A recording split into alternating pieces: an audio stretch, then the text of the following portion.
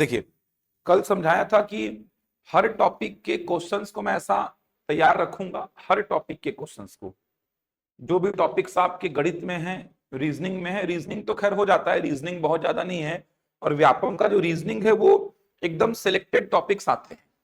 जैसे लुप्त पद से एक प्रश्न आता है, कंफर्म है। सीरीज से एक प्रश्न आता है, ये भी कंफर्म है। कोडिंग डिकोडिंग का एक प्रश्न रहता है। वेन डायग्राम का एक प्रश्न रहता है, समझ आ रहा है। काउंटिंग ऑफ फिगर्स का एक क्वेश्चन रहता है। तो रीजनिंग में तो गारंटीड एकदम मैं बोल सकता हूं कि कहां से कौन सा प्रश्न आएगा, किस चैप्टर से ज्यादा प्रश्न पूछे जाने की संभावना है, रीजनिंग में तो एकदम तय है। व्यापम का रीजनिंग तो एकदम फिक्स है कि कहां से क्वेश्चंस आते हैं। मैं जिन जिन चैप्टर्स के क्वेश्चंस आपको बताऊंगा उन्हीं चैप्टर के क्वेश्चंस पूछेगा। जैसे मैंने अमीन पटवारी को लेकर के एक मैराथन क्लास ली थी 6.5 घंटे की, 6.5 घंटे की एक लंबी मैराथन क्लास ली थी।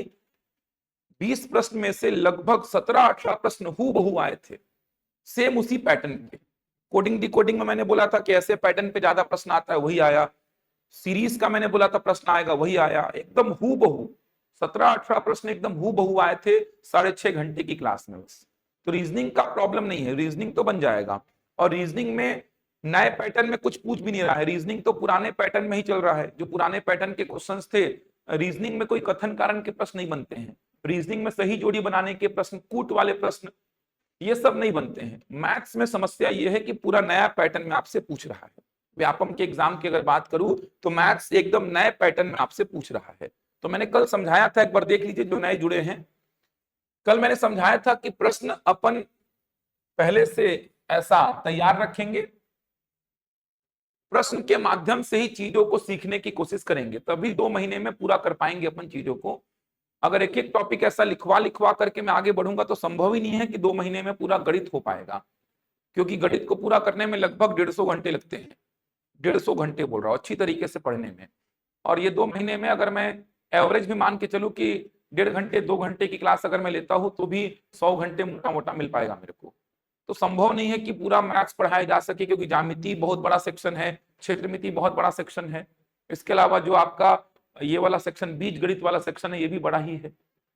तो पढ़ने का तरीका क्या होगा, पढ़ने का तरीका ऐसा ही रहेगा, नए पैटर्न के क्वेश्चंस, पुराने पैटर्न के क्वेश्चंस सब मिक्स रहेंगे। इस प्रकार से मैं क्वेश्चंस को तैयार रखूंगा। ये देखिए सारे वैरायटी के क्वेश्चन से, देखिए सही जोड़ी बनाने का प्रश्न है, ये देखिए कथन कारण का प्रश्न है, यहां भी देख सकते हैं कूट आधारित प्रश्न भी हैं। ये देखिए कूट आधारित प्रश्न का मतलब ये देख सकते हैं आप, यहाँ पर अगर देखेंगे तो कूट आधारित प्रश्न है। ये देखिए कूट आधारित प्रश्न मतलब ये आपको 4 स्टेटमेंट दिए गए हैं, कौन सा सही कौन सा गलत, तो इसी पैटर्न में ये देख सकते हैं आप। जेके एलएम के जो क्वेश्चंस आजकल बहुत पूछे जाते हैं, तो इस प्रकार से अपन को तैयारी करनी होगी। क्वेश्चंस मैं तैयार रखूंगा, अब उसमें क्वेश्चन के माध्यम से ही अपन चीजों को सीखने की कोशिश करेंगे। तो कल कुछ प्रश्न कराया था, ये संख्याओं को लेकर के जो प्रश्न बनते हैं वो सारे मैंने रखे हैं संख्याओं को लेकर के। तो संख्याओं को लेकर के आज पूरा कंप्लीट करेंगे अपन। कल बहुत सारी बातें संख्याओं को लेकर के मैं किया था, आज संख्या वाले सेक्शन को पूरा कंप्लीट करेंगे। इधर से प्रश्न आ रहा है, अभी आप देखेंगे ना, ये मंडी सब इंस्पेक्टर में 2 प्रश्न आए थे अभाज्य संख्या को लेकर के, वो दोनों प्रश्न कराऊंगा, देखना मैं। 2 प्रश्न आए थे अभाज्य संख्या की परिभाषा पे आधारित थे। तो कल मैंने कुछ बातें समझाई थी, आपको देख सकते हैं। कल ये मैंने पूरा संख्या का क्लासिफिकेशन आपके सामने लिखा था इस प्रकार से, ये पूरा संख्या का क्लासिफिकेशन। इतनी संख्याओं को आपको पढ़ना होता है, मैंने ये बताया था, इतनी संख्याएं हैं जो आपको पढ़नी है। तो एक बार वापस से रिकॉल कर दे रहा हूं, जो नए जुड़े हैं नए आए हैं थोड़ा देख लीजिए, इसी पे पूरा काम अपन को करना होगा। तो कल ये सारी संख्याओं को मैं बता रहा था, इसके बाद क्वेश्चन अपन चालू करेंगे, क्वेश्चन में ही और भी जानकारी अपन एकत्रित करेंगे। तो कल मैं समझाया था, देख सकते हैं, सबसे पहले क्या समझाया था मैं कल आप लोगों को कि संख्या जो है ये मेनली 2 टाइप की होती है, यहीं पे याद करने की कोशिश करना। तो संख्या मेनली 2 टाइप की, कौन कौन सी, वास्तविक और काल्पनिक, real number and imaginary number. 2 संख्याएं मेनली, ये 2 संख्याएं होती हैं, रियल एंड इमेजिनरी, वास्तविक और काल्पनिक। अब काल्पनिक आपके सिलेबस में नहीं है तो काल्पनिक को तो हटा दीजिए, छोड़ दीजिए। काल्पनिक क्या होती है जानने का समय अपने पास नहीं है। रेगुलर बैच जो होता है, मतलब कि लॉन्ग टर्म बैच, वहां पर मैं एक एक परिभाषा लिखवाता हूं, इवन काल्पनिक संख्या को भी लिखवाता हूं। तो काल्पनिक संख्या छोड़ दीजिए, आपके सिलेबस में क्या है, वास्तविक संख्या। वास्तविक संख्या कितने प्रकार की? तो वास्तविक संख्या मेनली दो प्रकार की। कौन कौन सी? परिमेय और अपरिमेय। याद रहेगा यहां तक? यहां तक कोई डाउट तो नहीं किसी को? तो यहां तक बहुत आसान है। सबसे पहले आपने क्या देखा? संख्या मेनली दो टाइप की, वास्तविक और काल्पनिक। काल्पनिक हटा दीजिए, वास्तविक संख्या दो टाइप की, परिमेय और अपरिमेय। तो ये तो तय हो गया कि आपके सिलेबस में दो ही संख्याएं हैं, एक परिमेय और दूसरी अपरिमेय। अब अपरिमेय के अंतर्गत कोई और नहीं आएगा। अपरिमेय मतलब अपरिमेय सेपरेट। परिमेय और अपरिमेय में अपरिमेय के अंतर्गत कोई और नहीं आएगा। अपरिमेय मतलब अपरिमेय, उसके अंतर्गत कुछ और नहीं आने वाला। परिमेय के अंतर्गत बहुत सारी संख्याएं आएंगी। तो परिमेय के अंतर्गत सबसे पहले तीन संख्याएं आई। कौन कौन सी? प्राकृत, पूर्ण और पूर्णांक। परिमेय के अंतर्गत ये तीन संख्याएं, प्राकृत, पूर्ण और पूर्णांक, natural numbers, whole numbers and integers. परिमेय के अंतर्गत ये तीन संख्याएं याद रहेंगी, प्राकृत, पूर्ण और पूर्णांक। याद रहेगा? पूर्णांक के अंतर्गत ये तीन संख्याएं, ऋणात्मक, शून्य और धनात्मक। याद रहेगा? पूर्णांक के अंतर्गत तीन संख्याएं, ऋणात्मक, शून्य और धनात्मक। इसके बाद प्राकृत संख्या के अंतर्गत दो अलग अलग क्लासिफिकेशन। प्राकृत संख्या का दो अलग अलग क्लासिफिकेशन। पहले क्लासिफिकेशन में प्राकृत संख्या दो प्रकार की, कौन कौन सी? सम और विषम। और दूसरे क्लासिफिकेशन में प्राकृत संख्या दो प्रकार की, अभाज्य और भाज्य। चलो रिकॉल करो। संख्या मेनली दो, वास्तविक और काल्पनिक। काल्पनिक हटा दो। वास्तविक संख्या दो प्रकार की, परिमेय और अपरिमेय। अपरिमेय तो अपरिमेय है, उसके अंतर्गत कुछ और नहीं आएगा। परिमेय संख्या तीन प्रकार की, प्राकृत, पूर्ण और पूर्णांक। पूर्णांक तीन प्रकार की, ऋणात्मक, शून्य और धनात्मक। प्राकृत में पहला टाइप सम और विषम का, दूसरा टाइप अभाज्य और भाज्य का। इसके बाद मैंने क्या बोला? परिमेय संख्या के अंतर्गत एक और संख्या आती है। परिमेय संख्या के अंतर्गत एक और संख्या आती है जिसको मैं क्या बोलता हूं? भिन्न संख्या। भिन्न संख्या का दो अलग अलग क्लासिफिकेशन। परिमेय संख्या के अंतर्गत दो संख्या और आती है। एक है आपका, मतलब परिमेय संख्या के अंतर्गत एक और संख्या आती है, भिन्न संख्या। अब भिन्न संख्या का दो अलग अलग क्लासिफिकेशन। परिमेय संख्या के अंतर्गत ही आती है भिन्न संख्या। भिन्न संख्या का दो अलग अलग क्लासिफिकेशन। पहले क्लासिफिकेशन में भिन्न संख्या चार प्रकार की, उचित, अनुचित, मिश्रित और तुल्य। याद रहेगा? उचित, अनुचित, मिश्रित और तुल्य। समझ आ रहा है? दूसरे क्लासिफिकेशन में दो प्रकार की, दशमलव भिन्न और साधारण भिन्न। तो परिमेय संख्या के अंतर्गत ही एक और संख्या बोला मैं, भिन्न संख्या। भिन्न संख्या का दो अलग अलग तरीके से क्लासिफिकेशन। पहले तरीके में भिन्न संख्या कितने प्रकार की? चार। याद रहेगा? उचित, अनुचित, मिश्रित और तुल्य। और दूसरे क्लासिफिकेशन में भिन्न संख्या दो प्रकार की, दशमलव भिन्न और साधारण भिन्न। पूरा क्लासिफिकेशन हो गया कंप्लीट। याद रहेगा? चलिए अब एक बार फाइनल रिकॉल करिए। दो प्रकार की, वास्तविक और काल्पनिक। काल्पनिक छोड़ दीजिए, वास्तविक दो प्रकार की, परिमेय और अपरिमेय। अपरिमेय को छोड़ दीजिए, अपरिमेय के अंतर्गत कुछ और नहीं आएगा। परिमेय तीन प्रकार की, प्राकृत, पूर्ण और पूर्णांक। पूर्णांक तीन प्रकार की, ऋणात्मक, शून्य और धनात्मक। प्राकृत के दो अलग अलग क्लासिफिकेशन। पहले वाले में सम और विषम, दूसरे वाले में अभाज्य और भाज्य। परिमेय संख्या के अंतर्गत एक और संख्या जिसको क्या बोले? भिन्न संख्या। भिन्न संख्या का दो अलग अलग क्लासिफिकेशन। पहले वाले में चार प्रकार की, उचित, अनुचित, मिश्रित और तुल्य। और दूसरे वाले में दशमलव भिन्न और साधारण। यहां तक हो गया। इसके बाद क्या पढ़े थे कल? याद करो। एक से स्टार्ट होगा तो संख्या क्या कहलाएगा? प्राकृत। क्योंकि प्राकृत संख्या की परिभाषा क्या होती है? वे संख्याएं जो गिनने के काम में आती है। एक से स्टार्ट अगर करेंगे तो संख्याएं क्या कहलाएंगी? प्राकृत। क्यों एक से स्टार्ट होती है? क्योंकि प्राकृत संख्या की परिभाषा क्या होती है? वे संख्याएं जो गिनने के काम में आती हैं। प्राकृत संख्या की परिभाषा होती है वे संख्याएं जो गिनने के काम में आती हैं। गिनने के काम में आ रहे हैं, इसलिए स्टार्ट कहां से होंगी? एक से। समझ आ रहा है?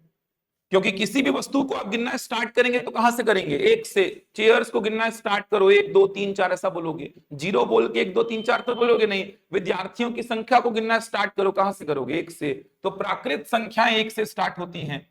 पूर्ण संख्या, तो प्राकृत में जीरो को मिला दीजिए तो संख्याएं क्या बनेंगी? पूर्ण। प्राकृत में जीरो को मिला दीजिए, संख्याएं बन गई पूर्ण। अब उसके बाद पूर्णांक।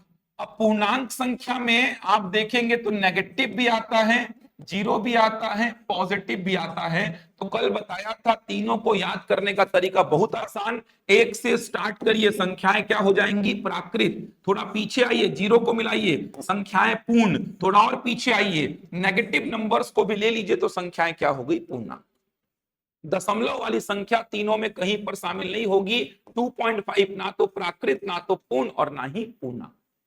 2.5 तीनों में कहीं पर नहीं बैठेगा। याद करने का तरीका बहुत आसान कि सर पहले प्राकृत को पढ़ते हैं क्योंकि गिनने के काम में आ रही, इसीलिए स्टार्ट हो रही है एक से। थोड़ा पीछे गए, जीरो को मिलाए तो संख्या क्या हो गई? पूर्ण। थोड़ा और पीछे गए, नेगेटिव नंबर्स को मिलाए तो संख्याएं क्या हो गई? पूर्णांक। अब पूर्णांक में आप देख सकते हैं तीन टाइप, ऋणात्मक, शून्य और धनात्मक।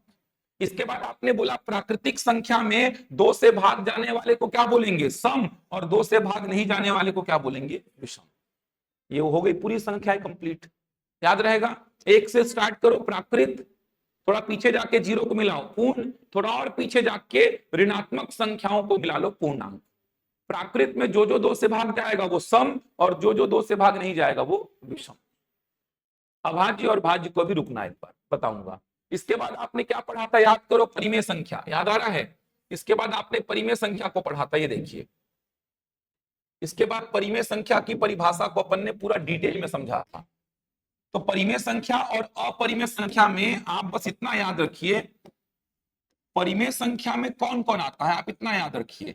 परिमेय संख्या कल डिटेल में परिभाषा बताया था, लेकिन अभी के लिए आप अगर याद रखना चाहते हैं तो अभी के लिए आप याद ऐसा रखिए, परिमेय संख्या में लगभग सब आते हैं।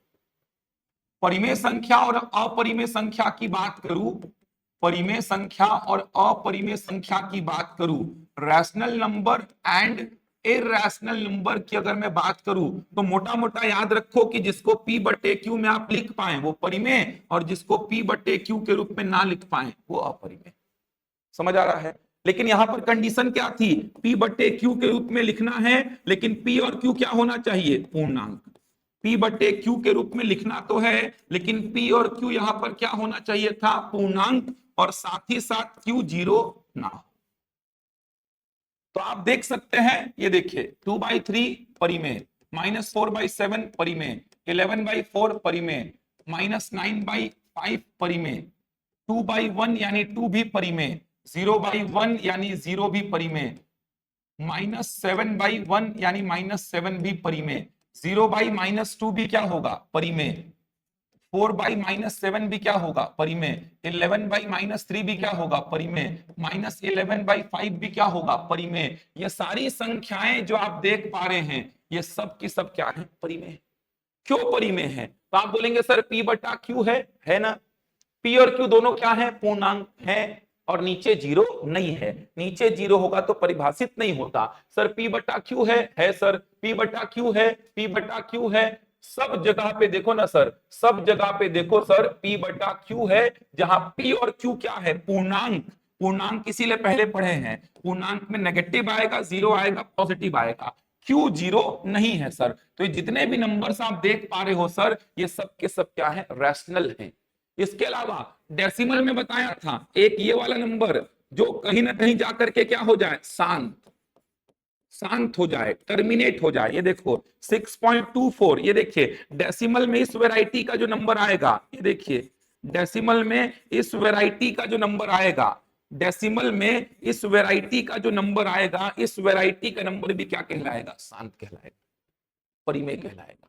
समझ आ रहा है? इस वैरायटी का कोई नंबर अगर आता है डेसिमल में तो इसको भी क्या टिक मारना है? परिमेय, क्योंकि इन सब का भी P बटा Q होता है। तो डेसिमल में इस वैरायटी का कोई नंबर आया, किस वैरायटी का सोच पा रहे हैं? जो कहीं ना कहीं जाकर के क्या हो जा रहा है? शांत हो जा रहा है, खत्म हो जा रहा है, टर्मिनेट हो जा रहा है। तो इस वैरायटी का कोई नंबर अगर आपके सामने आता है तो इसको भी आपको क्या टिक मारना है? परिमेय संख्या। इस वैरायटी का कोई नंबर आया तो परिमेय, क्योंकि इन सब का भी P बटा Q होता है। देखो ना, इसको क्या लिखेंगे? 25/10। इसको क्या लिखेंगे? 624/100। इसको क्या लिखेंगे? 81248 डिवाइड बाई कितना? 10,000। इसको क्या लिखेंगे? 9124 डिवाइड बाई कितना? 100। अब देखो P बटा Q हो तो गया सर, जहां P और Q क्या है? पूर्णांक, और नीचे जीरो नहीं है। तो डेसिमल में, दशमलव में इस वैरायटी का कोई नंबर आया जिसको शांत दशमलव बोलते हैं, ये भी क्या कहलाएगा? परिमेय। एक और वेराइटी डेसिमल में ही, इस वेराइटी का कोई नंबर आया, ये देखिए, जो कि अशांत है, जो कि अशांत है लेकिन रिपीटेशन के साथ, जो कि अशांत है लेकिन रिपीटेशन के साथ, तो इस वैरायटी का कोई नंबर अगर आया जिसको बार के फॉर्म में बोलते हैं, मतलब ये बार वाले नंबर्स अगर आते हैं या अशांत लेकिन रिपीटेशन के साथ, ये जो बार वाले नंबर्स आते हैं इनको भी आप क्या बोलेंगे, परिमेय बोलेंगे। इनका भी P बटा Q होता है, सिखाऊंगा आगे कैसे निकालना है। तो ये वाले वैरायटी को भी आप क्या बोलेंगे, परिमेय। तो दशमलव में एक ये वाला वैरायटी और दशमलव में एक ये वाला वैरायटी, इन दोनों वैरायटी को आप क्या बोलेंगे, परिमेय बोलेंगे। इसका P बटा Q होता है, सिखाऊंगा आगे जाके, इसका P बटा Q होता है। अशांत है, लेकिन अशांत का मतलब देखो समझ आ रहा है, खत्म ही नहीं हो रहा है। अशांत का मतलब खत्म ही नहीं हो रहा है, तो अशांत है, अशांत है लेकिन रिपीटेशन के साथ, रिपीटेशन के साथ, इन्हीं को बार के फॉर्म में लिखा जाता है। तो इस वैरायटी के जो नंबर्स आएंगे ये भी क्या कहलाएंगे, परिमेय ही कहलाएंगे। इतने नंबर्स देख सकते हैं, इस वैरायटी के नंबर्स, इस वैरायटी के नंबर्स, इस वैरायटी के नंबर्स, ये सब के सब क्या कहलाएंगे, परिमेय। समझ आ रहा है, क्योंकि इन सब का P बटा Q पॉसिबल है, जहां P और Q क्या होगा, पूर्णांक, और Q जीरो नहीं होगा। अब अपरिमेय संख्या किसको बोलेंगे, तो याद होगा, जिसको P बट्टे Q के रूप में आप नहीं लिख पाएंगे, जिसको P बट्टे Q के रूप में आप नहीं लिख पाएंगे वही क्या होगा, अपरिमेय। तो जिसको P बट्टे Q के रूप में आप नहीं लिख पाएंगे, किसको नहीं लिख पाएंगे, कल बता रहा था, याद आ रहा है, वर्गमूल में जो संख्याएं होंगी, ये देखिए, वर्गमूल में जो संख्याएं होंगी, ये देखिए, वर्गमूल में जो संख्याएं होंगी, ये देखिए, वर्गमूल में जो संख्याएं होंगी इनको मैं P बट्टे Q के रूप में नहीं लिख सकता। समझ आ रहा है, वर्गमूल में जो संख्याएं होंगी इनको मैं P बट्टे Q के रूप में नहीं लिख सकता। अपरिमेय कौन, जिसको मैं P बट्टे Q के रूप में नहीं लिख सकता, किसको नहीं लिख सकता, तो आपको बताया था मैं किसको नहीं लिख सकता, वर्गमूल में जो संख्याएं रहती हैं इनको P बट्टे Q के रूप में नहीं लिख सकता। कारण क्या था, कारण भी बताया था कि इनका जब वैल्यू आप देखोगे, ये देखो, इनका जब वैल्यू आप देखोगे तो ये नॉन रिपीटिंग, नॉन टर्मिनेटिंग, मतलब अलग अलग अंक आएंगे, और कितने अंक, अनंत अंक, non repeating, non terminating nature show करते हैं, इसीलिए इनका P बटा Q पॉसिबल नहीं था, इसीलिए इनको क्या बोल दिए थे अपन, अपरिमेय। समझ आ रहा है, अभी बस इतना समझो, क्योंकि जानकारी तो मैं बहुत सारी दे रहा हूं, लेकिन चीजों को थोड़ा सा संभालो, चीजों को रखो, तभी 2 महीना में तैयार कर पाओगे अपने आप को। समझ आ रहा है, वरना 2 महीना में पूरा सिलेबस नहीं हो पाएगा। पाई भी क्या है, अपरिमेय, क्योंकि पाई का वैल्यू भी ऐसा ही होता है, 3.14159, पाई का वैल्यू भी ऐसा ही होता है, नॉन रिपीटिंग, नॉन टर्मिनेटिंग। अब आपके मन में आया होगा कि पाई का वैल्यू तो 22/7 होता है, तो पाई अलग चीज है, और याद रखो 22/7 अलग चीज है। पाई का अप्रोक्सीमेट वैल्यू अपन कितना पढ़ते हैं, 22/7 या 3.14। अच्छा मैं आपसे पूछो, बताओ 3.14 परिमेय है कि अपरिमेय, क्या टिक मारोगे, 3.14 परिमेय है कि अपरिमेय, परिमेय। जो शांत हो जाए वो गारंटीड क्या होगा, परिमेय, इसका P बटा Q हो जाएगा। मैं आपसे बोलूं 22/7 परिमेय है कि अपरिमेय, क्या टिक मारेंगे, P बटा Q है सर, जहां P और Q क्या है, पूर्णांक, Q जीरो नहीं है, परिमेय होगा। अपरिमेय कौन, जिसका P बटा Q संभव नहीं है, किसका, सामान्यतः वर्गमूल में जो संख्याएं होती हैं ऐसी संख्याओं का P बटा Q पॉसिबल नहीं है सर, इसी वजह से इन सबको कहां डाल दिया गया है, अपरिमेय संख्या की श्रेणी में। तो मैंने आपको यह भी समझाया था कि रूट के अंदर 10 संख्याओं को रट लो, रूट के अंदर ये 10 संख्याएं, ये देखिए, ये रटाया था कल कि रूट के अंदर ये 10 संख्याओं को रट लीजिए। अगर रूट के अंदर ये 10 संख्याएं आपको दिखाई देती हैं, 100 तक की संख्याओं में रूट के अंदर अगर ये 10 संख्याएं आपको दिखाई देती हैं, तो आप इनको क्या टिक करेंगे, परिमेय। रूट के अंदर अगर 10 संख्याएं आपको दिखाई देती हैं, ये 10 संख्याएं, रूट के अंदर ये 10 संख्याएं अगर आपको दिखाई देती हैं, तो इनको क्या टिक करेंगे, परिमेय। क्यों, क्योंकि इनका P बटा Q देखो ना, P बटा Q पॉसिबल है, इसीलिए इनको क्या टिक करेंगे, परिमेय। रूट के अंदर ये 10 संख्याएं, 100 तक की संख्याओं में रूट के अंदर ये 10 संख्याएं दिखी, परिमेय मारना। इसको छोड़कर कुछ भी दिखा, मैं बोला रूट 18 क्या है, क्या बोलोगे, अपरिमेय। मैं बोला रूट 50 क्या है, क्या बोलोगे, अपरिमेय। रूट 51 अपरिमेय, रूट 91 अपरिमेय, रूट 88 अपरिमेय, रूट 90 अपरिमेय, रूट 92, ये सब के सब क्या है, अपरिमेय, क्योंकि इन सब का पी बटा क्यू संभव नहीं है। हाँ, एक होता है, वर्गमूल 1 का वैल्यू 1 होता है। तो रूट के अंदर ये 10 संख्याओं को छोड़ दीजिए, तो रूट के अंदर कुछ भी दिखा, ये 10 संख्याएं छोड़ करके रूट के अंदर कुछ भी दिखा, रूट के अंदर कुछ भी दिखा, ये देखो ना, रूट के अंदर कुछ भी दिखा, इन सब को क्या टिक मारना है, अपरिमेय, क्योंकि इनका पी बटा क्यू पॉसिबल नहीं है। क्यों पॉसिबल नहीं है, क्योंकि इनका जब वैल्यू निकाला गया डेसिमल में, तो ये कैसा नेचर दर्शा रहे थे, नॉन रिपीटिंग, नॉन टर्मिनेटिंग। देखो यार, दशमलव वाली संख्याएं 3 होंगी, एक जो आगे जाके शांत हो जाए, एक जो शांत हो जाए, जैसे ये शांत वाला जो बता रहा था, और 2 आगे जाके शांत ही ना हो। अब एक रिपीटेशन के साथ चलेगा, बार वाला नंबर, और एक विदाउट रिपीटेशन, ये वाले नंबर। समझ आ रहा है, 3 ही नंबर्स तो होंगे डेसिमल में। देखो तो एक जैसे 2.5 शांत हो गया, शांत हो गया ये। दूसरा 2.33333 ये क्या है, अशांत। एक और देखो, इसी को 2.3 पे बार बोलते हैं। एक और रूट 2 का वैल्यू 1.41421356, इसमें भी कितने अंक आएंगे, अनंत। तो ये भी अशांत और ये भी क्या है, अशांत। और ये क्या है, शांत। ये शांत है सर, और ये दोनों क्या है, अशांत। ये रिपीटेशन के साथ और ये विदाउट रिपीटेशन, इसको बोलते हैं आवर्ती, आवर्ती अशांत बोलते हैं। नाम इसका है आवर्ती अशांत, रिकरिंग नॉन टर्मिनेटिंग, और इसको बोलते हैं अनावर्ती अशांत, अनावर्ती अशांत, नॉन रिकरिंग बोलते हैं इसको।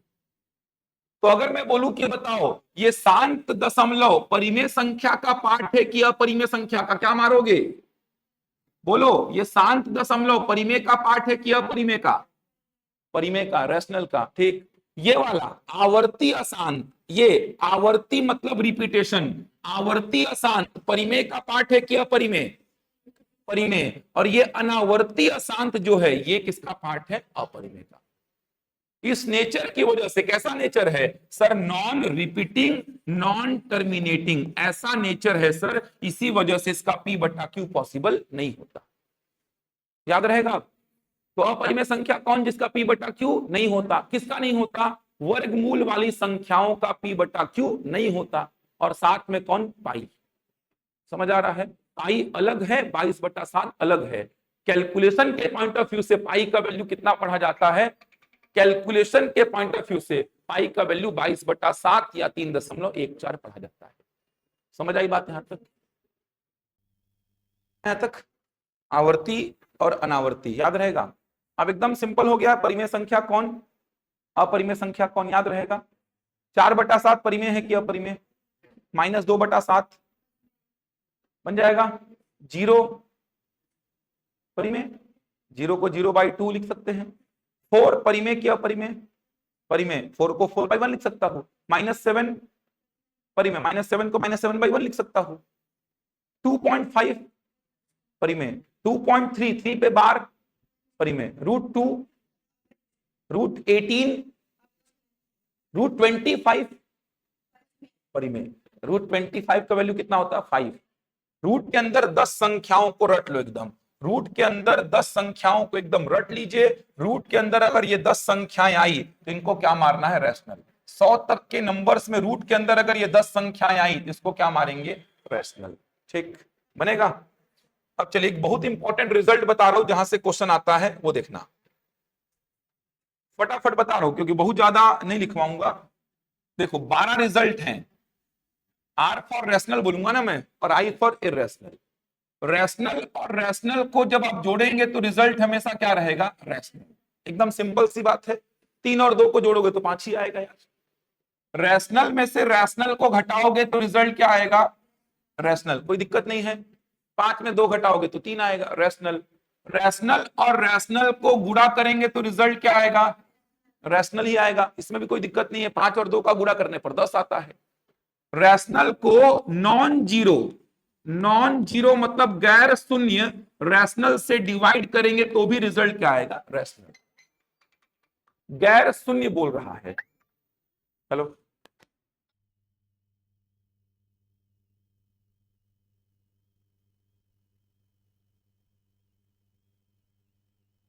समझ आ रहा है? देखो क्या क्या बोला, देखो रैशनल और रैशनल को जोड़ा तो क्या आया, रैशनल।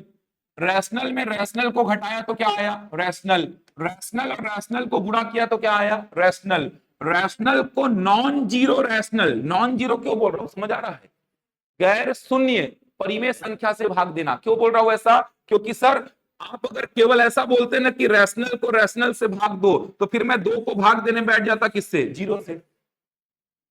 अरे देता ना भाग, दो परिमेय है, इसको जीरो भी तो परिमेय है, जीरो से भाग देता तो नीचे जीरो आता, तो ये तो नॉट डिफाइंड हो जाता सर। इसीलिए मेंशन किया मैं कि non zero rational. Non zero rational का मतलब जैसे तीन को भाग दूंगा दो से तो ये रिजल्ट क्या बना, रैशनल। जैसे फोर को डिवाइड करूंगा सेवन से, ये रिजल्ट क्या बना, रैशनल। जैसे नाइन को डिवाइड करूंगा 11 से, ये रिजल्ट क्या बना, रैशनल। जैसे सेवन को डिवाइड किया माइनस फोर से, ये रिजल्ट भी क्या बना, रैशनल। तो आप याद रखिए कि रैशनल और रैशनल को जोड़ेंगे तो रिजल्ट रैशनल।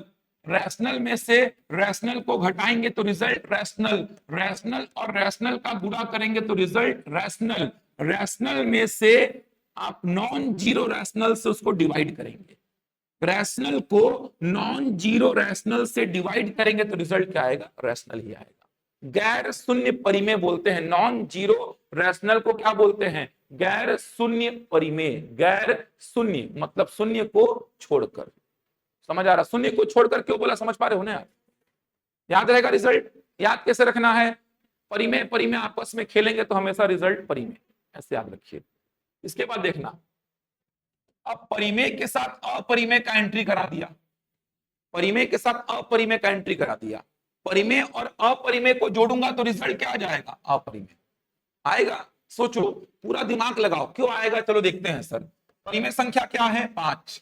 अपरिमेय संख्या क्या है, वर्गमूल दो। दोनों को जोड़ने पर ये जो रिजल्ट आया ये क्या है, अपरिमेय ही तो है। क्यों अपरिमेय है सर, तो सर मेरे को पता है रूट टू अपरिमेय क्यों था, रूट टू अपने इस नेचर की वजह से अपरिमेय था। अरे सोच पा रहे हो क्या, रूट टू अपरिमेय क्यों था, अपने इस नेचर की वजह से रूट टू क्या था, अपरिमेय। अब इसमें अगर मैं पांच जोड़ भी देता हूं तो क्या नेचर को बदल पाओगे, नहीं। जो रिजल्ट बना, ये रिजल्ट क्या बना है, नॉन रिपीटिंग नॉन टर्मिनेटिंग। जो रिजल्ट बना वो नॉन रिपीटिंग नॉन टर्मिनेटिंग ही बना है। इसका मतलब रैशनल के साथ इररेशनल का एंट्री हुआ तो रिजल्ट क्या हो जाएगा, इररेशनल। समझ आ रहा है? इसी प्रकार रैशनल में से इररेशनल को माइनस करोगे तो भी रिजल्ट क्या आएगा, इररेशनल। जैसे फाइव में से रूट टू को माइनस करिए तो ये रिजल्ट भी क्या आएगा, इररेशनल। तो जैसे ही परिमेय के साथ अपरिमेय का एंट्री हुआ तो रिजल्ट को कहां ले जा रहा है, वो रिजल्ट को ले जा रहा है कहां, अपरिमेय की ओर। क्लियर है ये? लेकिन अगले दो को ध्यान से समझना, अगले दो को ध्यान से समझना। अब मैं बोला परिमेय के साथ अपरिमेय का गुणा कर रहा हूं, परिमेय के साथ अपरिमेय का गुणा कर रहा हूं, तो यहां पे दो स्थिति बनेगी। अगर प्रश्न ऐसा बोला ना कि नॉन जीरो रैशनल, प्रश्न अगर ऐसा बना नॉन जीरो रैशनल को मल्टीप्लाई कर रहे हो इररेशनल से, अगर प्रश्न ऐसा बना गैर शून्य परिमेय को अपरिमेय से गुणा किए, गैर शून्य का मतलब शून्य नहीं ले सकते, तो शून्य को छोड़ करके कोई भी रैशनल नंबर लोगे, इसको इररेशनल से मल्टीप्लाई करोगे तो रिजल्ट क्या बनेगा, इररेशनल। जैसे फोर को मल्टीप्लाई करो रूट टू से, क्या आया, फोर रूट टू, इररेशनल है। फाइव को मल्टीप्लाई करो रूट थ्री से, क्या आया, फाइव रूट थ्री, क्या है, इररेशनल है। लेकिन अगर केवल ऐसा बोला कि रैशनल को मल्टीप्लाई करो इररेशनल से, नॉन जीरो ऐसा यूज नहीं किया, गैर शून्य जैसा कोई वर्ड यूज नहीं किया, बस बोला रैशनल को मल्टीप्लाई करो इररेशनल से, तो फिर तो सर मैं रैशनल जीरो भी तो ले सकता हूं यहां पे। जीरो को मल्टीप्लाई किया रूट टू से, क्या आ गया, जीरो, मतलब ये तो रैशनल आ गया। और एक बार टू को मल्टीप्लाई किया रूट थ्री से, टू रूट थ्री, मतलब ये इररेशनल आ गया। तो यहां पर रिजल्ट क्या हो जाएगा, कभी आर कभी आई। ये आपको देखना पड़ेगा कि प्रश्न में क्या पूछा है। समझ आ रहा है? यहां पे थोड़ा सा ट्विस्ट आया है। समझ के पढ़ेंगे तो चीजें याद रहेंगी, समझ के पढ़ेंगे तो। और समझा रहा हूं कि रूट टू इररेशनल क्यों था, क्योंकि non repeating non terminating nature की वजह से। अब अगर उसमें 4 का गुणा करोगे तो नेचर वैसा ही रहेगा, लेकिन उसमें 0 का गुणा करोगे तो फिर तो वो 0 बना देगा ना रिजल्ट को। तो अगर रैशनल का इररेशनल से आप मल्टीप्लाई कर रहे हो तो दो केसेस यहां पर बन रहे हैं। अगर नॉन जीरो बोला, नॉन जीरो रैशनल को मल्टीप्लाई किया इररेशनल से, नॉन जीरो रैशनल को इररेशनल से मल्टीप्लाई किया। नॉन जीरो मतलब जीरो नहीं ले सकते आप, जीरो नहीं लेंगे तो उसके अलावा कुछ भी लो, जीरो नहीं ले सकते उसके अलावा कोई भी रैशनल नंबर, कोई भी परिमेय संख्या लो, अपरिमेय से गुणा करने पर रिजल्ट ऑलवेज अपरिमेय ही आएगा। समझ आ रहा है? लेकिन आप केवल ऐसा बोलोगे ना सर कि परिमेय को अपरिमेय से गुणा करो, तो फिर तो मैं परिमेय को जीरो लेने के लिए स्वतंत्र हूं सर, और जीरो का किसी भी संख्या में गुणा करने पर जीरो ही आएगा। 2 का रूट 3 में गुणा करो क्या आएगा? 2 रूट 3 आएगा, अपरिमेय। तो अगर ऐसा बोला तो उत्तर क्या मारना? अपरिमेय। और ऐसा बोला तो उत्तर क्या मारना? कभी परिमेय कभी अपरिमेय। समझ आई बात? इसी प्रकार डिवाइड वाले में भी लफड़ा होता है, इसी प्रकार समझना, डिवाइड वाले में इसी प्रकार का लफड़ा आएगा, देखना ऐसा ही लफड़ा आएगा डिवाइड वाले में। देखना एक बार, रैशनल को इररेशनल से डिवाइड कर रहे हैं। अगर प्रश्न ऐसा बोला कि नॉन जीरो रैशनल को डिवाइड कर रहे हो आप इररेशनल से, अगर ऐसा बोला नॉन जीरो गैर शून्य परिमेय संख्या को अपरिमेय संख्या से डिवाइड कर रहे हो, तो यहां पे तो रिजल्ट हमेशा क्या आएगा? अपरिमेय। नॉन जीरो बोलने का मतलब जीरो नहीं ले सकते, तो 2 को वर्गमूल 3 से भाग दोगे अपरिमेय, 4 को वर्गमूल 2 से भाग दोगे अपरिमेय, अपरिमेय ही आएगा। लेकिन अगर केवल ऐसा बोला कि रैशनल को डिवाइड कर रहे हो आप इररेशनल से, केवल ऐसा बोला कि रैशनल को आप इररेशनल से डिवाइड कर रहे हो, केवल ऐसा बोला, तो सर यहां पर तो रैशनल जीरो भी ले सकता हूं मैं, और जीरो को किसी से भी डिवाइड करो जीरो आ जाएगा। और एक बार मैं 3 को रूट 2 से डिवाइड करूंगा तो ये इररेशनल, तो यहां पर रिजल्ट क्या होगा? यहां पर रिजल्ट होगा कभी रैशनल कभी इररेशनल। समझ पा रहे हैं बात को? ये दोनों में ट्विस्ट है, थोड़ा सा समझ के पढ़िए। 8 रिजल्ट हो गए, 4 और बचे हैं, उन चारों को भी जल्दी से बताता हूं। अगले 4 याद करने में बहुत आसान है। तो परिमेय परिमेय को आपस में जोड़ो, परिमेय परिमेय परिमेय को आपस में घटाओ, परिमेय परिमेय परिमेय को आपस में गुणा करो, परिमेय परिमेय को दूसरे गैर शून्य परिमेय से भाग दो। गैर शून्य लिखना जरूरी है, बोलेगा ही, नहीं बोलेगा तो नॉट डिफाइंड भी हो सकता है। परिमेय को दूसरे गैर शून्य परिमेय से भाग दो तो परिमेय आएगा। तो परिमेय परिमेय वाले में तो बार बार रिजल्ट परिमेय आएगा। अब परिमेय के साथ अपरिमेय का एंट्री हुआ तो योग और अंतर में तो रिजल्ट अपरिमेय ही रहेगा, योग और अंतर में रिजल्ट अपरिमेय ही रहेगा। लेकिन गुणा वाले में और भाग वाले में क्या बोल रहा है देखना। अगर ऐसा बोला कि नॉन जीरो रैशनल को इररेशनल से मल्टीप्लाई किया, मतलब जीरो को छोड़ करके कोई भी परिमेय संख्या ले लो, उसको अपरिमेय से गुणा करो तो रिजल्ट क्या आएगा? अपरिमेय। लेकिन नॉर्मली बस बोला कि परिमेय को अपरिमेय से गुणा करो तो फिर तो परिमेय जीरो होता है सर। अपरिमेय को रूट 2 ले लो, यहां पे तो जीरो बन गया, यहां पे तो 2 रूट 3 बना। तो ऐसा बोला तो उत्तर कभी परिमेय कभी अपरिमेय। सेम यही चीज डिवाइड में, रैशनल को इररेशनल से डिवाइड कर रहा है। अगर ऐसा बोला नॉन जीरो रैशनल गैर शून्य परिमेय संख्या को अपरिमेय संख्या से भाग दे रहा है तो रिजल्ट अपरिमेय। लेकिन केवल ऐसा बोला कि परिमेय को अपरिमेय से भाग दे रहा है, तो यहां पे कभी परिमेय भी हो सकता है और कभी अपरिमेय। क्लियर है? यहां तक 8 रिजल्ट याद रहेगा? बढ़ू इसके आगे? इसके आगे के 4 रिजल्ट बहुत आसान, एक बार लिख लो। अपरिमेय अपरिमेय को जोड़ेंगे तो रिजल्ट आएगा कभी परिमेय कभी अपरिमेय। अपरिमेय अपरिमेय को घटाएंगे तो भी रिजल्ट आएगा कभी परिमेय कभी अपरिमेय।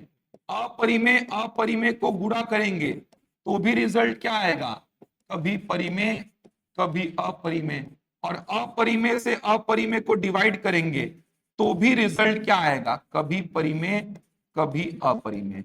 तो ये तो एकदम क्लियर है कि अपरिमेय अपरिमेय आपस में खेलेंगे तो हर बार रिजल्ट आ रहा है सेम आ रहा है।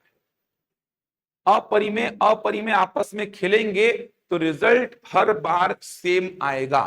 अपरिमेय अपरिमेय आपस में खेलेंगे तो रिजल्ट हर बार सेम आएगा। एक एक एग्जांपल चारों के बताता हूं। अपरिमेय अपरिमेय खेलेंगे तो रिजल्ट क्या आएगा, कभी परिमेय कभी अपरिमेय, कभी परिमेय कभी अपरिमेय, कभी परिमेय कभी अपरिमेय, कभी परिमेय कभी अपरिमेय। कैसे आ रहा है सर, बताओ एक बार एग्जाम्पल के साथ।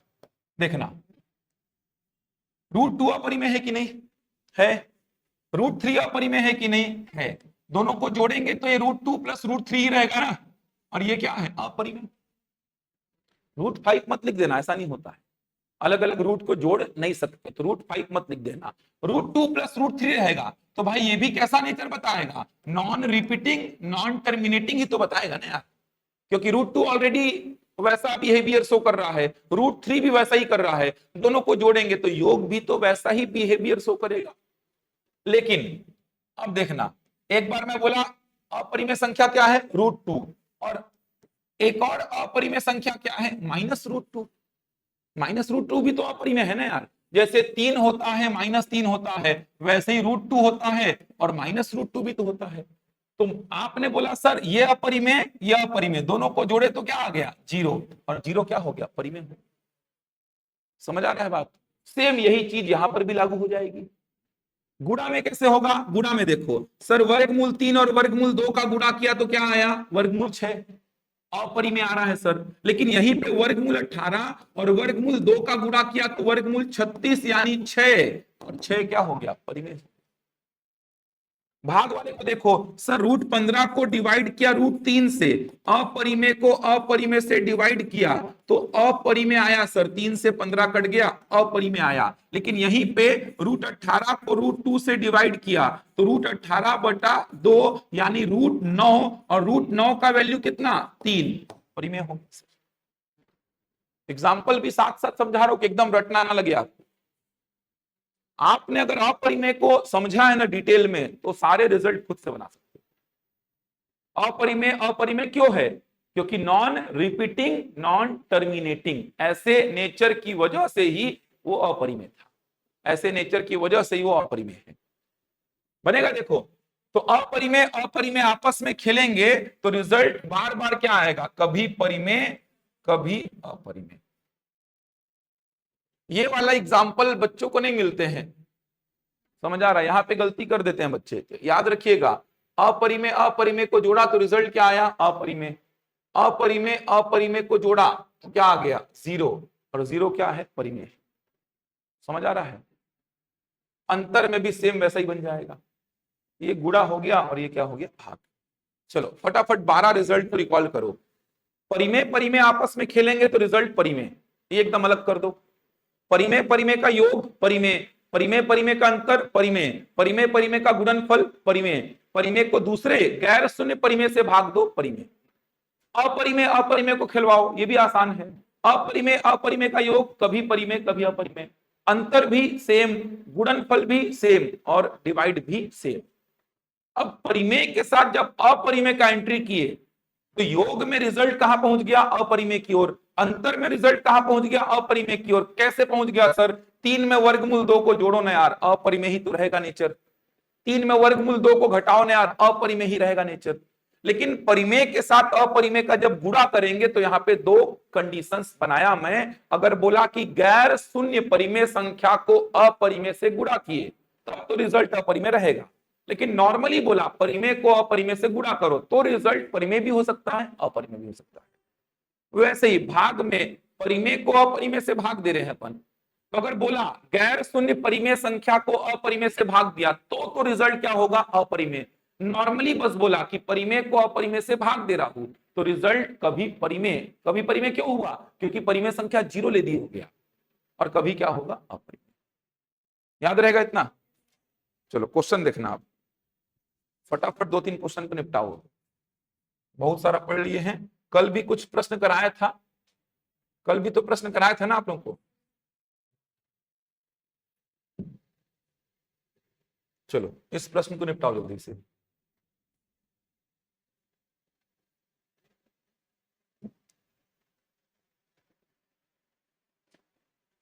फटाफट JKLM जल्दी से निपटाइए, देखिए और खत्म करिए क्वेश्चन को।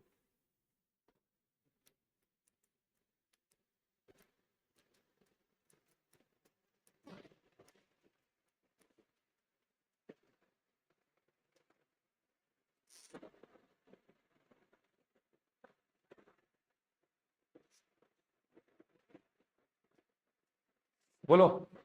ठीक, ऑनलाइन वाले बताइए आप लोग।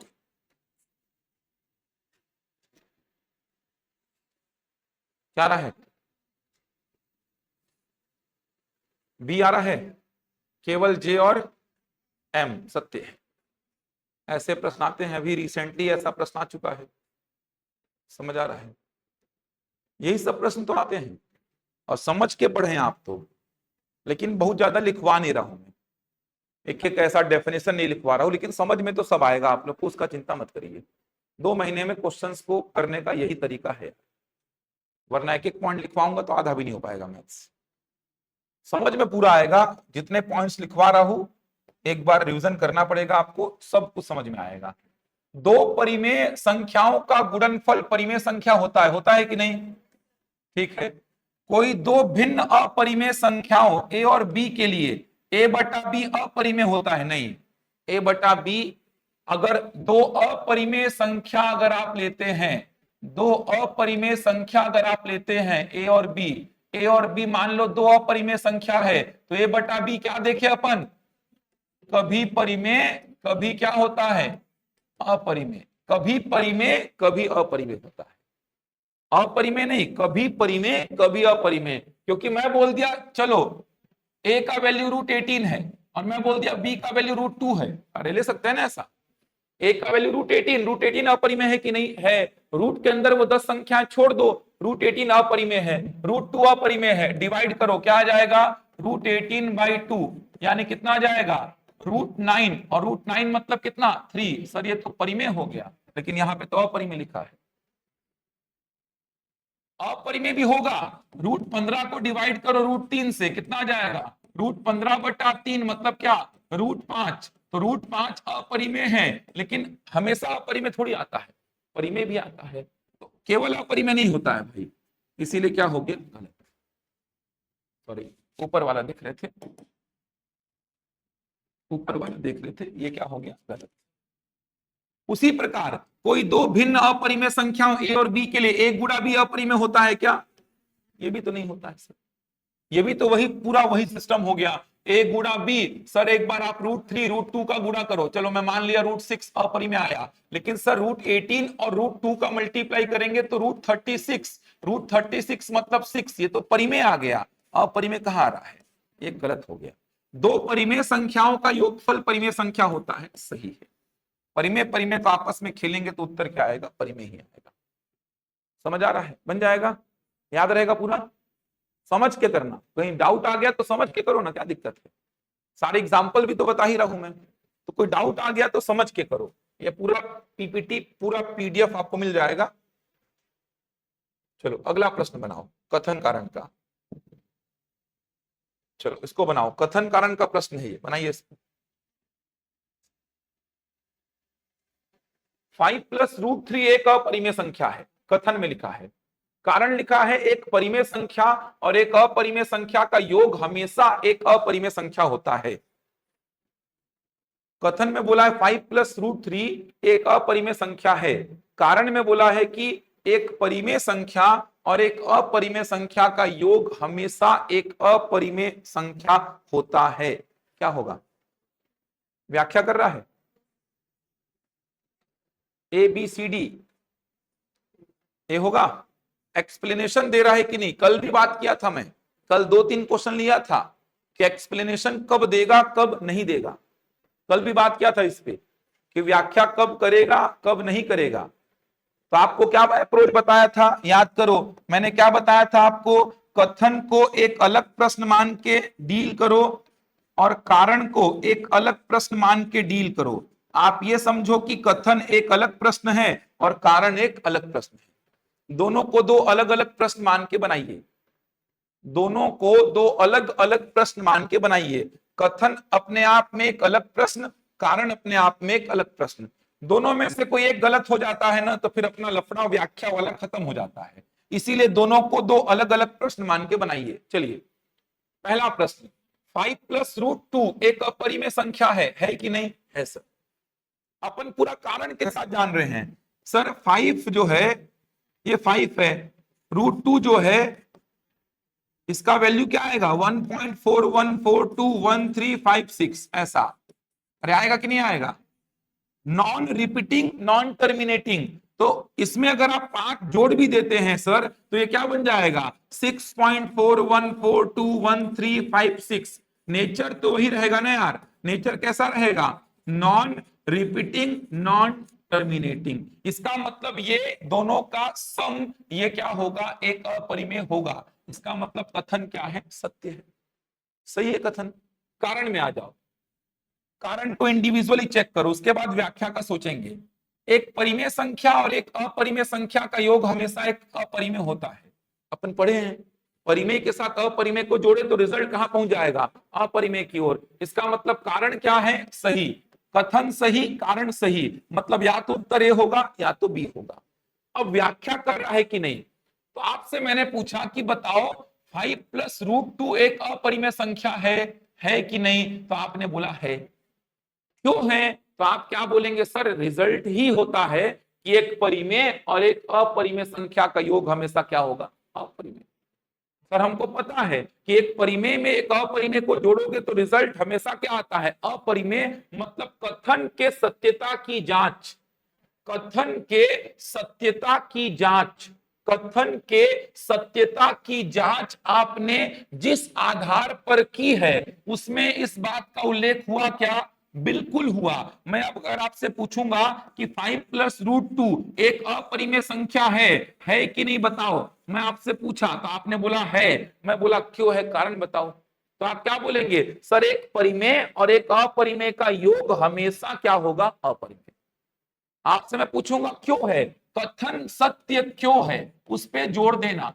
आपने कथन को सत्य बोला लेकिन कथन सत्य क्यों है, तो आप बोलेंगे सर एक परिमेय और एक अपरिमेय का योग हमेशा क्या होता है अपरिमेय होता है, इसी वजह से कथन क्या है सत्य। तो जिस बेसिस पे मैंने कथन को सत्य बोला वो बात कारण में लिखी है क्या, लिखी है, इसीलिए कारण जो है कथन की व्याख्या करेगा। कथन के सत्यता की जांच में अगर कारण का योगदान है, कारण का योगदान है, कथन के सत्यता की जांच में अगर कारण का योगदान है तो वो कारण जो है कथन की व्याख्या करेगा। अगर आपने इस कारण के बेसिस पे इस कथन को सत्य बोला, बिल्कुल बोला सर, इसीलिए कारण कथन की व्याख्या कर रहा है। बनेगा? एक और देखो जल्दी से, ये देखो ऑप्शंस वही 4 रहेंगे, ऑप्शंस वही 4 हैं जो थे। 3+√5 तथा 7+√5 का गुणनफल एक अपरिमेय संख्या होता है। कारण लिखा है दो अपरिमेय संख्याओं का गुणनफल सदैव एक अपरिमेय संख्या होता है। चलिए क्या उत्तर देंगे ABCD, ठीक, एकदम सिंपल हो गया फिर तो। कारण अगर गलत है तो सीधे उत्तर आ गया, कौन सा ऑप्शन करेक्ट होगा सी। कारण अगर गलत हो गया, दोनों में से कोई एक गलत हो गया तो दूसरे का चिंता ही नहीं करना है, क्योंकि आप देखो ना दोनों ऑप्शन दोनों गलत हैं, ऐसा कोई ऑप्शन होता ही नहीं है। देखो ना अगर ऑप्शंस को आप देखेंगे, इस प्रश्न को मत देखो, ये टॉपिक अभी नहीं आया है, इस ऑप्शन के फॉर्मेट को देखो। ए और बी में कथन कारण दोनों क्या होते हैं सही, सी में कथन सही कारण गलत, डी में कथन गलत कारण सही। समझ आ रहा है? दोनों गलत जैसा तो कोई ऑप्शन होता ही नहीं है, दोनों गलत के जैसा कोई ऑप्शन नहीं होता है। तो यहां पर आपने तुरंत बोला, जैसे ही कारण पे मेरी नजर गई ना कि सर दो अपरिमेय संख्याओं का गुणनफल सदैव एक अपरिमेय, अरे ये तो नहीं है सर, गलत है ये, क्योंकि अपन ने पढ़ा सर दो अपरिमेय संख्या को गुणा करो, ये देखो यहां पे क्या मिला अपरिमेय, लेकिन यहां पर देखो सर दो अपरिमेय संख्या को गुणा करो तो यहां पर क्या मिला परिमेय मिला। तो कारण तो क्लियरली मेरे को गलत दिख रहा है सर, अब कथन पे मेरे को दिमाग लगाना ही नहीं है। कारण अगर मेरे को क्लियरली गलत दिख रहा है तो मैं क्या उत्तर टिक करूंगा सी, कथन सही होगा ही, मेरे को कथन की जानकारी हो या ना हो। कारण अगर गलत दिख गया, और कारण क्लियरली गलत दिख रहा है, क्योंकि अपन ने पढ़ा था कि दो अपरिमेय संख्या को गुणा करेंगे तो रिजल्ट कभी परिमेय और कभी अपरिमेय। तो क्लियरली मेरे को दिख गया सर कि कारण गलत है। अब कारण गलत है तो फिर कथन को तो मैं सत्य मान के ही चलूंगा, और कथन को सत्य मान के चला, ऑप्शन सी क्या हो गया, करेक्ट हो गया। समझ पा रहे हैं? फिर भी अपन कथन को देखते हैं, ये दोनों अपरिमेय संख्या है कि नहीं। अब इन दोनों का गुणनफल परिमेय भी आ सकता है, अपरिमेय भी आ सकता है, देखना पड़ेगा क्या आ रहा है। समझ आ रहा है? दो अपरिमेय संख्या का गुणनफल परिमेय भी आ सकता है और अपरिमेय भी आ सकता है, करके देखना पड़ेगा। यहां देखो ना, दो अपरिमेय संख्या गुणा करने पर अपरिमेय आया, दो अपरिमेय संख्या गुणा करने पर क्या आया, परिमेय आया। तो इसको गुणा करके देखते हैं। चलो गुणा करना भी सीख लो लगे हाथ, ऐसे नंबर्स का सिंपल सा गुणा है, कुछ खास नहीं है।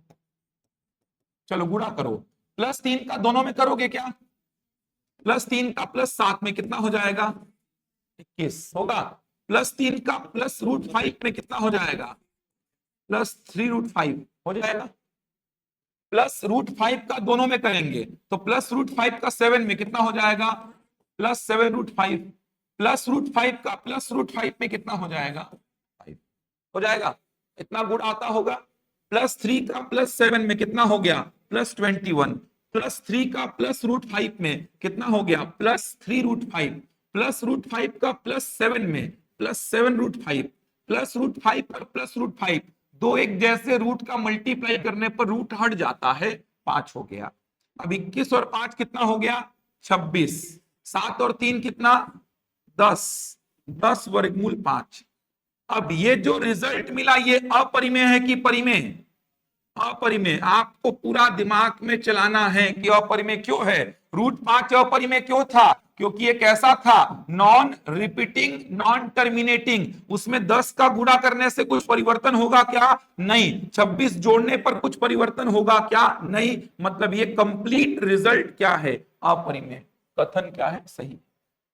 बाकी मेरे को कथन को चेक वेक नहीं करना था, कारण गलत आ गया था, बस अपना काम वहीं पे खत्म हो गया था। कारण गलत आ गया था तो कारण गलत आ गया तो अपना काम तो वहीं पे खत्म हो गया। बन जाएगा, कोई डाउट तो नहीं किसी को, क्लियर है यहां तक। तो परिमेय अपरिमेय संख्या को लेकर के आप देख सकते हैं ऐसे प्रश्न बनते हैं, आराम से बना सकते हैं। ये देखिए एक ये कूट वाला प्रश्न देखो, ऐसे प्रश्न आते हैं, ये कूट वाला प्रश्न है, इसको ट्राई करिए। निम्नलिखित कथन में से कौन सा कथन सही नहीं है, ट्राई करिए तो क्या आएगा, कौन सा कथन सही नहीं है, कौन सा कथन सही नहीं है, कौन सा, डी। सोचिए थोड़ा सा, कौन सा कथन सही नहीं है।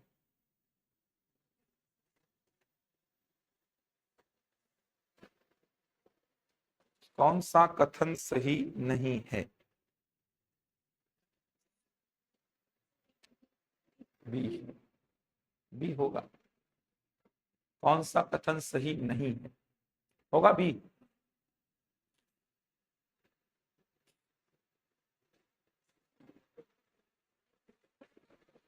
चलो देखो, प्रत्येक प्राकृतिक संख्या एक वास्तविक संख्या है, सही बात है। अपने सिलेबस में जो पढ़ना है वो सब क्या है, वास्तविक। जड़ तो वास्तविक ही था ना, वास्तविक आगे बढ़ा था किसमें, परिमेय और अपरिमेय में। परिमेय के बाद अपन ने देखा था प्राकृत, पूर्ण, पूर्णांक। मतलब जितनी भी प्राकृतिक संख्याएं हैं, प्रत्येक का मतलब एवरी, जितनी भी प्राकृतिक संख्याएं हैं वो सब की सब क्या है, वास्तविक। अरे है कि नहीं, अरे अपने सिलेबस में जो है वो सब वास्तविक है, इसका मतलब ए क्या है, सही है। प्रत्येक वास्तविक संख्या एक परिमेय संख्या है, ये गलत हो गया।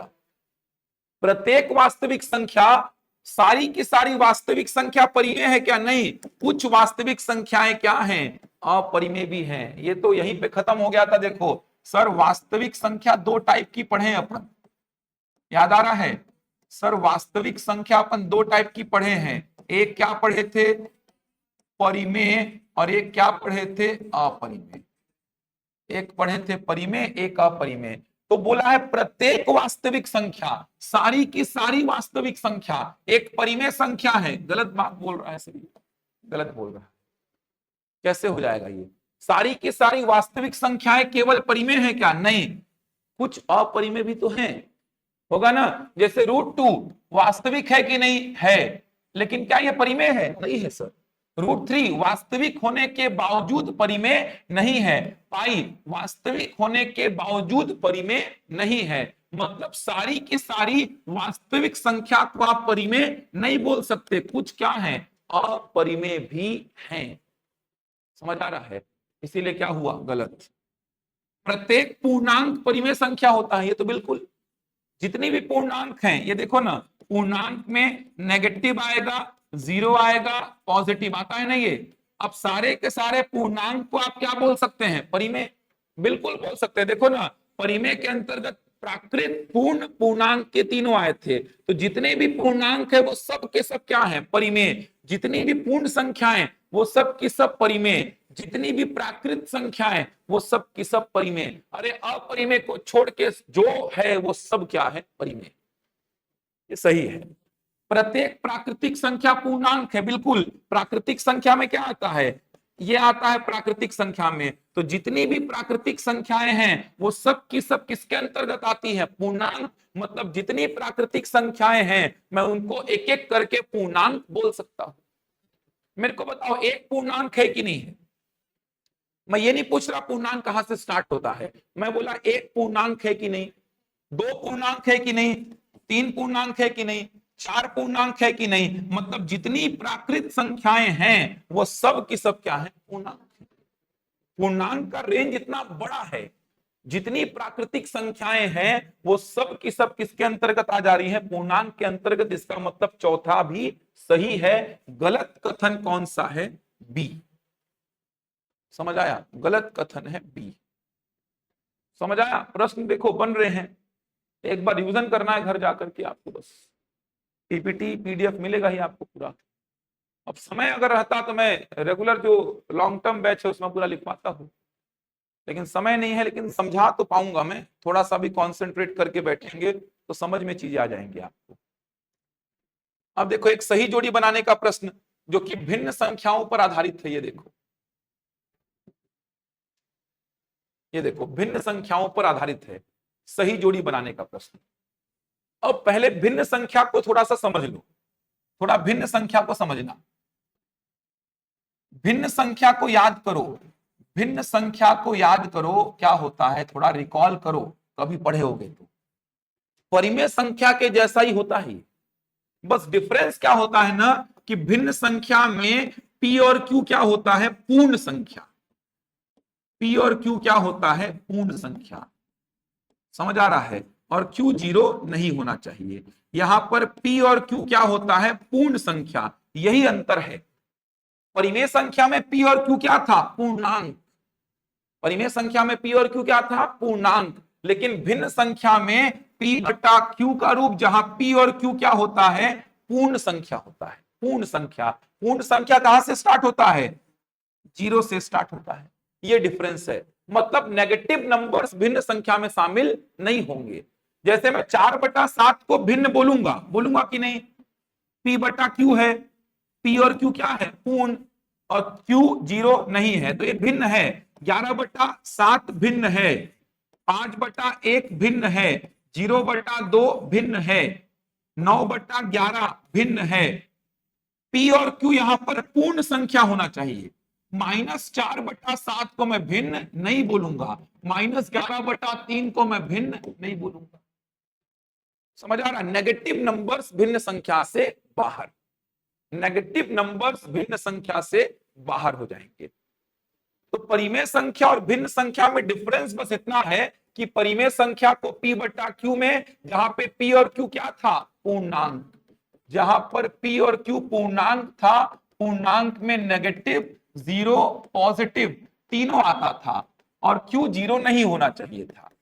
लेकिन भिन्न संख्या में पी बटा क्यू, जहां पी और क्यू क्या होगा? पूर्ण संख्या।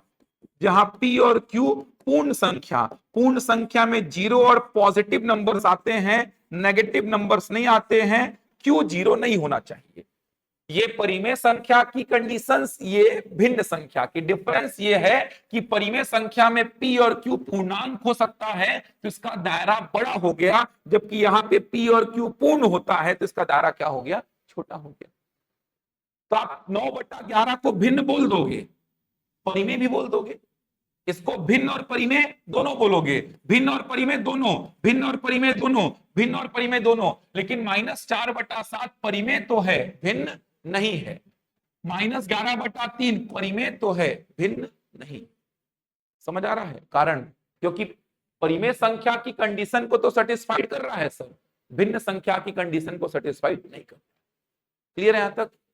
अब एक बात याद रखना, भिन्न में अगर अंश बड़ा है ना, भिन्न का अंश अगर बड़ा है तो इसका नाम होता है उचित भिन्न। भिन्न संख्या में अगर अंश बड़ा है, सॉरी अंश छोटा है, अंश अगर छोटा है तो इसको कौन सा भिन्न बोलते हैं, उचित भिन्न। और भिन्न संख्या में अंश अगर बड़ा है, अंश अगर बड़ा है इसको क्या बोलते हैं, अनुचित भिन्न। समझ पा रहे हैं? अंश को न्यूमरेटर को देखना है बस। अगर न्यूमरेटर बड़ा है तो अनुचित इम्प्रॉपर बोलते हैं, और न्यूमरेटर छोटा है तो क्या बोलते हैं, प्रॉपर। उचित और अनुचित सुने होंगे ना, क्लासिफिकेशन में बोला था ना, उचित और अनुचित, उचित और अनुचित, प्रॉपर एंड इम्प्रॉपर। तो नाम देखो, उचित और अनुचित में नाम छोटा किसका है, उचित का। जिसका नाम छोटा उसका अंश क्या होना चाहिए, छोटा। जिसका नाम बड़ा उसका अंश क्या होना चाहिए, बड़ा। तो ऐसा भिन्न जिसमें अंश क्या हो, छोटा, उसको कौन सा भिन्न बोलेंगे, उचित। और ऐसा भिन्न जिसका अंश क्या हो, बड़ा, उसको क्या बोलेंगे, अनुचित। अब देखो जैसे यहां पे जल्दी बताओ, 7/11 क्या है, उचित भिन्न, मतलब सी का क्या होगा, 1 होगा। 19/15 क्या है, अनुचित, डी का क्या होगा, 2। तो सी का 1 होगा और डी का क्या होगा, 2। ये तो समझ आ रहा है। सी का क्या होगा, 1 और डी का क्या होगा, 2। तो सी का 1 और डी का 2, एक ही ऑप्शन ऐसा मैच हो रहा है, ऑप्शन बी। उत्तर तो यहीं से आ गया था, लेकिन तुल्य भिन्न को भी समझो कि तुल्य भिन्न क्या होता है। उचित और अनुचित तो समझ में आ गया।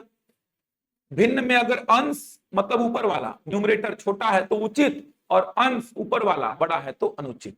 ठीक, नाम बस है इसका। तुल्य भिन्न क्या होता है, तुल्य का मतलब होता है बराबर।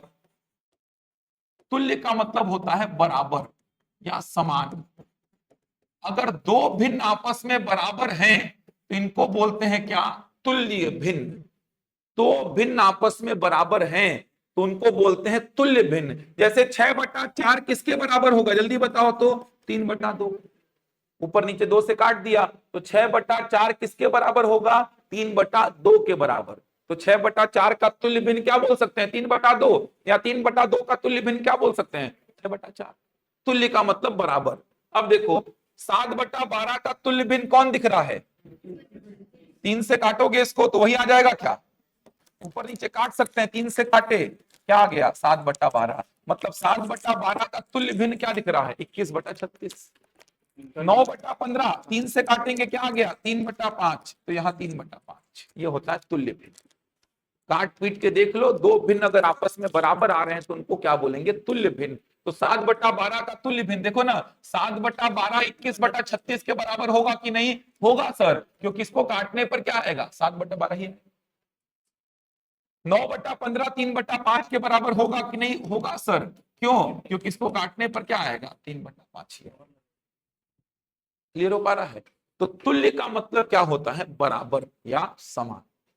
याद रहेगा, भिन्न में अगर अंश छोटा तो नाम छोटा, उचित। अंश बड़ा तो नाम बड़ा, अनुचित। और तुल्य भिन्न मतलब दो भिन्न आपस में क्या हो, बराबर। 10/20 का तुल्य भिन्न 1/2 बोल सकता हूं। 10/20 का तुल्य भिन्न 100/200 भी तो बोल सकता हूं। ऐसा थोड़ी कि दो ही भिन्न आपस में बराबर होती हैं, अनंत भिन्न आपस में क्या हो सकती हैं, बराबर। जैसे 1/2 10/20 के बराबर है कि नहीं, 1/2 10/20 के बराबर है, 5/10 के भी तो बराबर है, 100/200 के बराबर भी तो है, 1000/2000 के बराबर भी तो है। तो भिन्न अगर आपस में बराबर हैं तो उनको मैं क्या बोलता हूं, तुल्य भिन्न। तो यहाँ पर बहुत सिंपल था, 7/12 का तुल्य भिन्न क्या हो गया 21/36, 9/15 का तुल्य भिन्न क्या हो गया 3/5, 7/11 क्या है उचित और 19/15 क्या है अनुचित। याद रहेगा इतना, याद रहेगा 12 रिजल्ट वो याद रहेंगे। परिमेय परिमेय आपस में खेलेंगे तो सब में परिमेय, अपरिमेय अपरिमेय आपस में खेलेंगे तो सब में कभी परिमेय कभी अपरिमेय। परिमेय के साथ अपरिमेय का एंट्री कराया तो योग और अंतर में तो अपरिमेय, गुणा और भाग में दो दो कंडीशंस मैंने बताई कि कब कैसा देखना है। अपरिमेय कौन, जिसको p/q में नहीं लिख सकता, किसको, सामान्यतः वर्गमूल 2, वर्गमूल 3, वर्गमूल 5, वर्गमूल 6, वर्गमूल में जो नंबर्स होते हैं उनको p/q में नहीं लिख सकता। क्यों, क्योंकि non repeating non terminating nature show करते हैं। साथ में कौन, पाई। समझ आ रहा है, जो शांत हो जाते हैं वो परिमेय हैं, रिपीटेशन के साथ चलते हैं वो भी क्या है, परिमेय। समझ आई यहां तक बात। अभाज्य संख्या बच गया है, बस कल पढ़ाऊंगा उसको, ऐसे में कंप्लीट हो जाएगा और बनेगा भी सब, वरना 2 महीने में हो ही नहीं सकता कंप्लीट। समझ में तो आ ही रहा है सब, एक बार रिवीजन कर लीजिएगा घर जाके, बस रिकॉर्डिंग रहेगा ही आपके पास में, उसको देख लीजिएगा, पीडीएफ में दिलवा ही दूंगा पूरा, ये तो रिकॉर्डिंग रहेगा, उसको एक बार देख लीजिएगा फॉरवर्ड करके, पूरा स्पीड में देख लीजिएगा उसको। तो इस तरीके से चलाएंगे, नए पैटर्न के क्वेश्चन ही देखने को मिलेंगे। देखना ना, कल कराऊंगा मंडी सब इंस्पेक्टर के एग्जाम में अभाज्य संख्या के 2 प्रश्न आए थे, दोनों कल बताऊंगा मैं। अभाज्य संख्या पढ़ेंगे दोनों बन जाएंगे, तो अभाज्य और भाज्य बचा है, कल पढ़ा दूंगा उसको। ये सेगमेंट संख्या को लेके खत्म हो जाएगा आपका। अभाज्य में जुड़वा अभाज्य आता है, सहअभाज्य आता है, वो सब कल बता दूंगा मैं।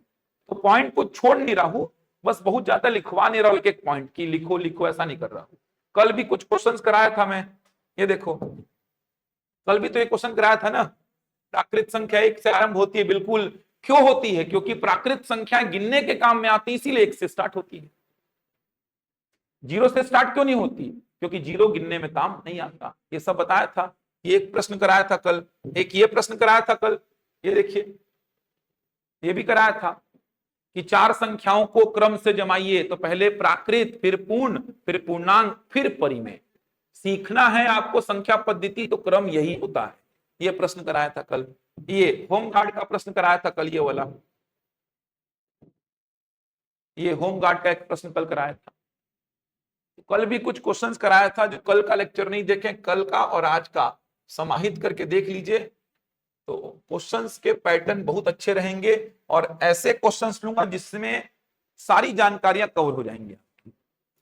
नोट्स नहीं बना पा रहे हैं तो घर में जाके एक बार जब देखेंगे लेक्चर को तो मेन की पॉइंट को नोट कर लीजिए। बाकी क्लास में 4 बार 6 बार बोल रहा हूं मैं, जिससे चीजें यहीं पे याद हो जाए। समझ आ रहा है, बनेगा यहां तक, कल देखते हैं फिर।